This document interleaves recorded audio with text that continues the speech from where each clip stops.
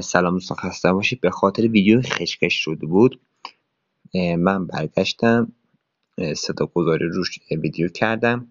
ببخشید، من هر بار که معامله میگیرم رو تلگرام به خاطر علتش واسه شما هم میفرستم و شما هم بدونید که اورد بلاک چیه و چجوری ساخته شده.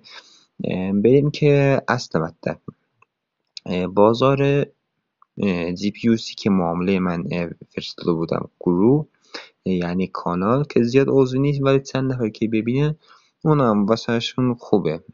محدوده که من ببینید یه اورد بلاک ساخته بود به همین قشنگ بزرگی از همینجا و خیلی هم فکر میکردن که نمیشه این معامله گرفت. در واقع میشد من در تایم فریم 3 دقیقه رفتم و دنبال اورد بلاک گشتم و دنبال بی او اس گشتم. چرا؟ چون از قبل یه نقدینگی داشتیم و من از بیوس از همینجا کشیده بودم و پایین بی او اس یه دونه اورد بلاک واسه ما ساخته میشه و بعد از بی او اس واسه ما یه اورد بلاک میبینی که به تمیزی واسه ما ساخته شده بود، خیلی زیبا و تارگتش که اون بالا میشد و میبینی که اورد بلاک تمیز ساخته شد و من برمیگردم به آینده. خب اورد بلاک میخوام واسه شما دو طرفه یادتون بدم. خب در تایفیم 3 دقیقه دیدی نمیشه، تایفیم 5 دقیقه اورد بلاک دو طرفه دیدی میشه. دوستان اگه ببینید تایم فریم 5 دقیقه واسه ما یه دونه اورد بلاک ساخته شده، میبینی که برگشته بازار بالا و خیلی ها رو اذیت میکنه و از فشار خیلی فشار میاره.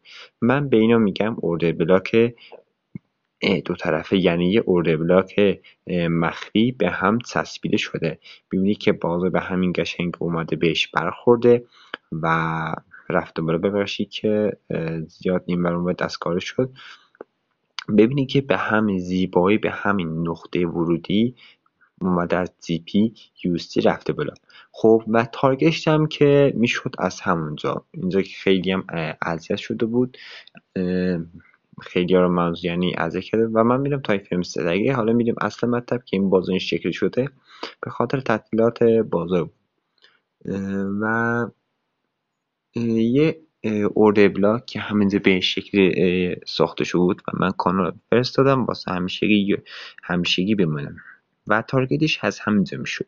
همیشه یادتون باشه بعد بی او اس یه اورد بلاک ساخته میشه و در تایم فریم ما باید بگرده و تا فریم بالا تا پایین و یه تارگت ساخته شده. من معاملامو از همینجا خب گرفتم، ببخشید رنگشو من عوض کردم، از همینجا گرفتم و استاپ لاس پایین و تارگتشو بالا گرفتم و من اگر هر معامله گرفته باشم به دوستان میفرستم که ببینی که علتش چی بود، استاپش چی بود.